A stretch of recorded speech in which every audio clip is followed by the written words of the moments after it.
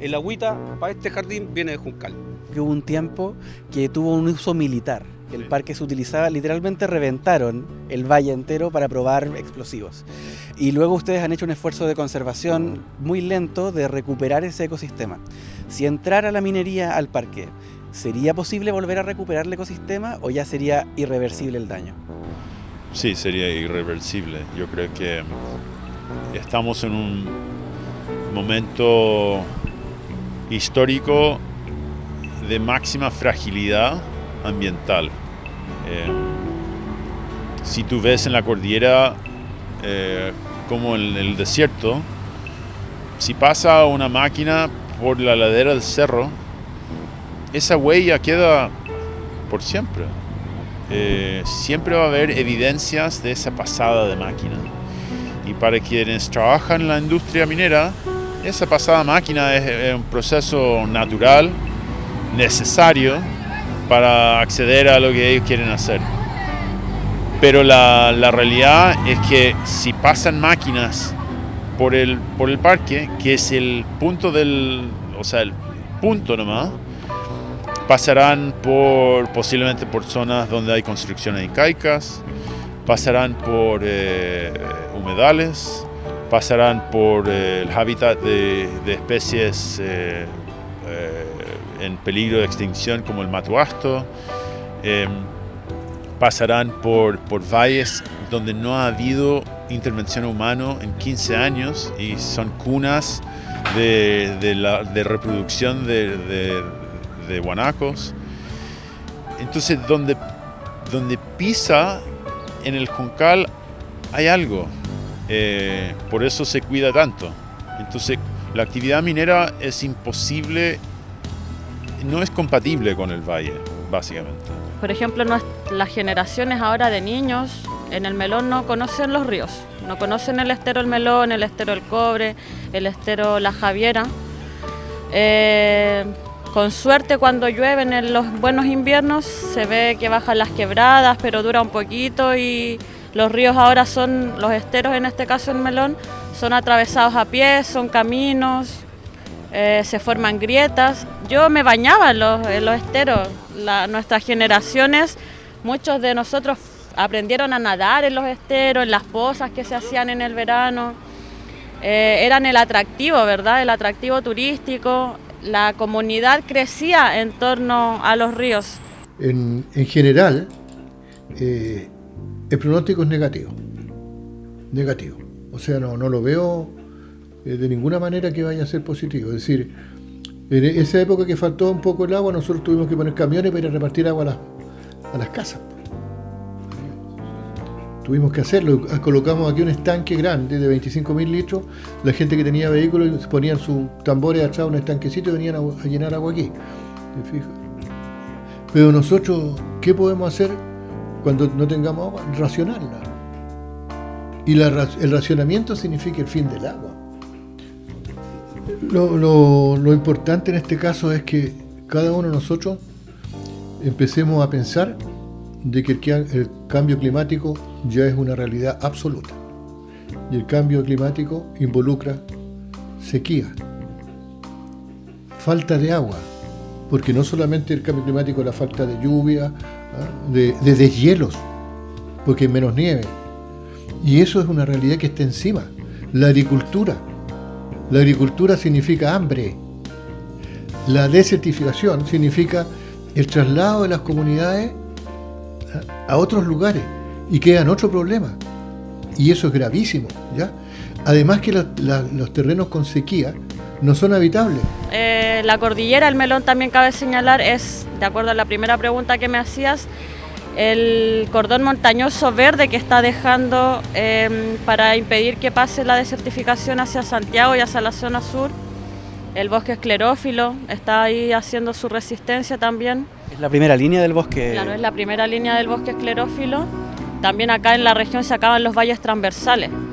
Entonces es súper grave que estén queriendo, es súper grave que esté queriendo una minera apropiarse de un glacial, de las cuencas altas del río, que son finalmente las que abastecen a toda la región de agua.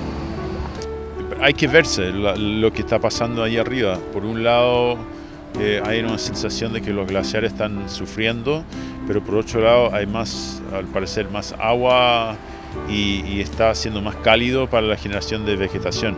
Entonces esos cambios en torno a la vegetación están por verse, considerando cambios tanto en disponibilidad de agua como temperatura y los cambios en el clima a esas alturas que antes eran imposiblemente agrestes. Y lo que se está viendo ahí arriba es una alta radiación solar, temperaturas altas, y se ve también en el color y cuánto sedimento trae los aguas. Se ve los indicadores. No podemos seguir deforestando, no podemos seguir cambiando el árbol nativo por sembradíos de negocio. El palto, el kiwi, todas esas cosas son muy ricas, pero resulta que hay que tener zonas de reserva. Pero aquí, por ejemplo, yo veo con pesimismo el espino. ¿Saben ustedes que el espino está siendo protegido ahora? Sí. Porque ha desaparecido. Si vamos por el lado de Lampa, Tiltil, todo ese sector, es aridez, está todo, pero absolutamente seco. Y aquí para arriba, ¿para qué decir? Pues y después de haber hecho esa prospección, estudio hidrogeológico de la cuenca esta del Valle Marga Marga, mucho más pesimismo.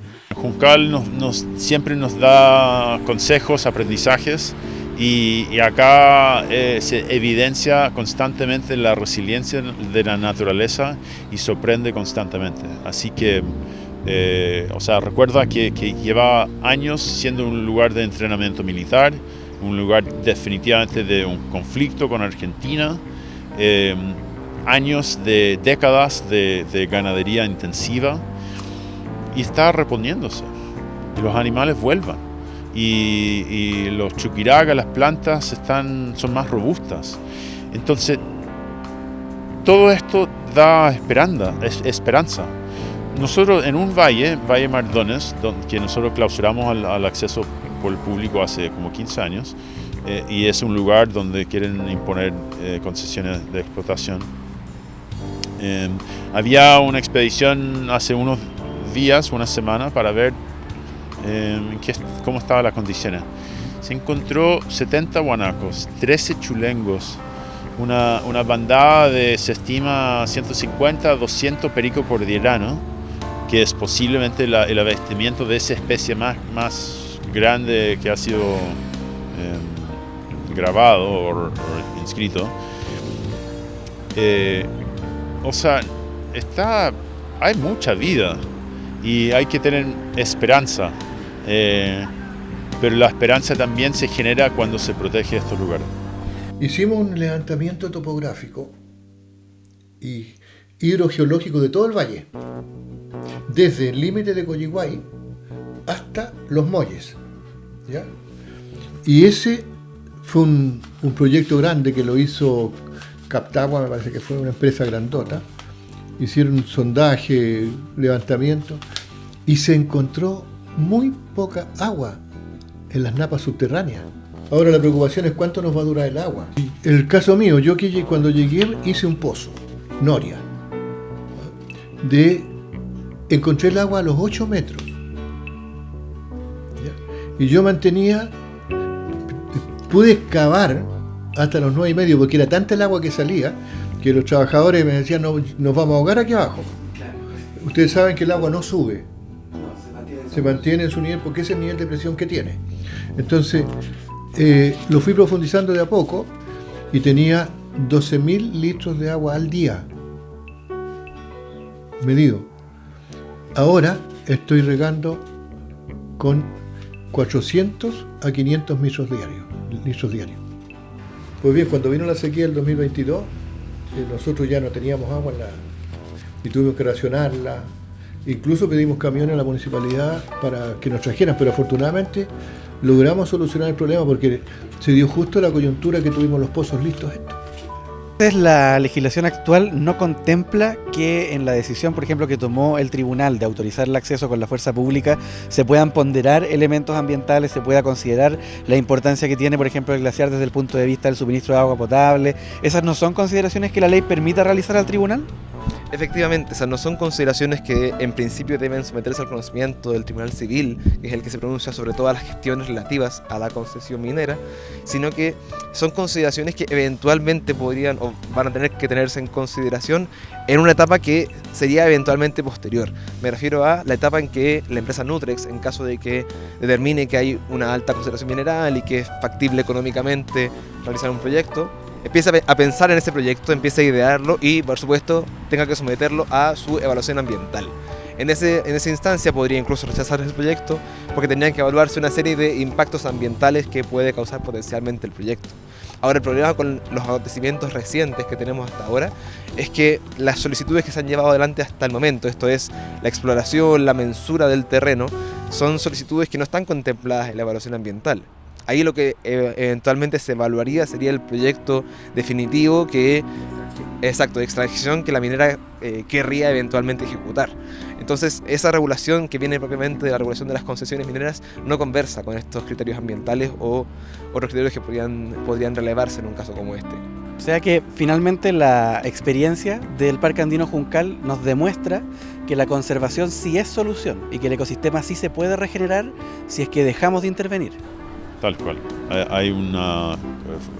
La conservación funciona y la protección de estos lugares tan frágiles, pero tan resilientes a la vez de amenazas como esta, nos genera la posibilidad de seguir pensando en el futuro.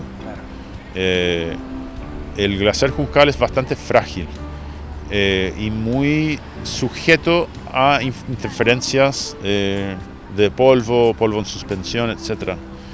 Entonces nosotros, por un lado, también estamos cuidando o cobijando estos lugares para que sus procesos naturales, que ya están acelerados por cambio climático, sean lo más tranquilos, lo más lento, lo más paulatino posible. ¿Por qué vamos a agregar más estrés a un sistema que ya hemos estresado demasiado? Extendió por 30 días más. Transcurren estos 30 días y la minera no logra realizar sus mensuras. ¿Cuál es el efecto jurídico de esto?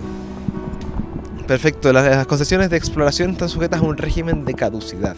Lo que buscan es que quien obtiene una concesión de exploración no la mantenga inoperativa para siempre, sino que desarrolle efectivamente actividades para determinar si existen minerales y una posibilidad de explotación. En ese sentido, la ley le otorga un plazo al titular de la concesión, me parece que son 15 meses, para hacer las actividades tendientes a esta terminación, sobre todo las mensuras. Y en caso de que ese plazo se venza sin que se realice esta actividad, caducará su derecho concesional. Por eso es muy relevante este plazo que está por vencer y se concedió su prórroga por 30 días. Pero entendemos entonces que en el caso de que este plazo venza, es esta concesión la que termina, pero ¿podrían haber eventualmente nuevas concesiones en el mismo territorio? ¿O se salvaría con esto el parque definitivamente?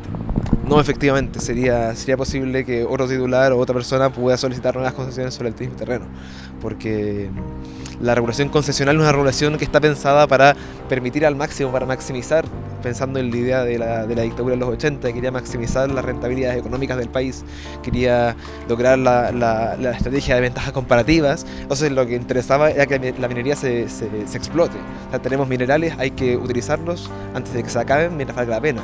Y esa regulación tan extrema, tan utilitarista, como comento, no ha tenido en consideración ningún criterio que tenga relación con otros elementos como los ambientales o de la naturaleza para hacer esta regulación. Podemos abrir la llave y el agua va a seguir fluyendo. Su pedido está retrasado, pero igualmente viene en camino. Es importante que estemos atentos y que no vuelva a ocurrir que tengamos en peligro la fuente más fundamental de nuestra propia vida en el valle, simplemente por una actividad económica y unos cuantos dólares. Aunque sean montañas de dólares, no se pueden beber ni se pueden comer. Y es ahí donde tenemos que poner el énfasis, en cómo evitar convertirnos en un lugar fantasma, seco y desértico. Porque, como bien dijo uno de nuestros últimos invitados en este documental, la conservación funciona. Esto fue Desierto a Domicilio.